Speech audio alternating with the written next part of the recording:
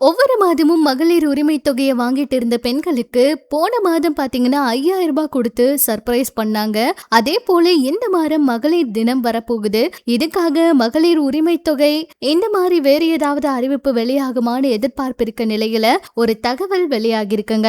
அதாவது இதுக்கு முன்னாடி முதலமைச்சர் மு.க.ஸ்டாலின் அவர்கள் ஆட்சிக்கு வர்றதுக்கு முன்னாடி கிட்டத்தட்ட 2.5 வருஷம் பக்கம் மகளிர் உரிமை தொகை விட்டு போச்சுல்ல, அதை நிறைய பேர் தாக்கி விமர்சனம் பண்ணாங்க. அதை பத்தி நிறைய பேர் தேவையில்லாம பேசினாங்க.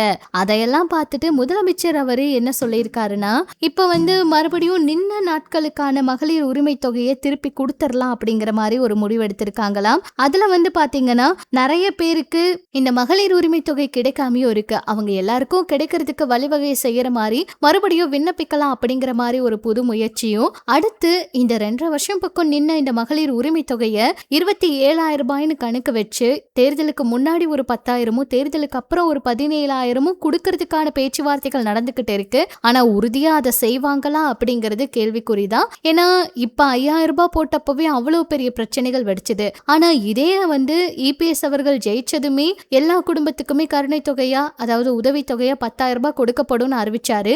அதுக்கு போட்டியா ஏதாவது ஒரு சில விஷயங்கள் முதலமைச்சர் அவருடைய தலைமையில முடிவெடுப்பாங்களா, எல்லா குடும்பத்துக்கும் இந்த மாதிரி இப்பவே 10,000 ரூபாய் கொடுத்துட்டு 17,000 ரூபாய் அப்புறமா இந்த மகளிர் உரிமை தொகை வழங்கப்படும், அதாவது ஜெயிச்சதுக்கு அப்புறமா கொடுப்போம் அப்படிங்கறத சொல்ல போறாங்களா அப்படிங்கறது தான் மிகப்பெரிய ஒரு எதிர்பார்ப்பா இருக்கு.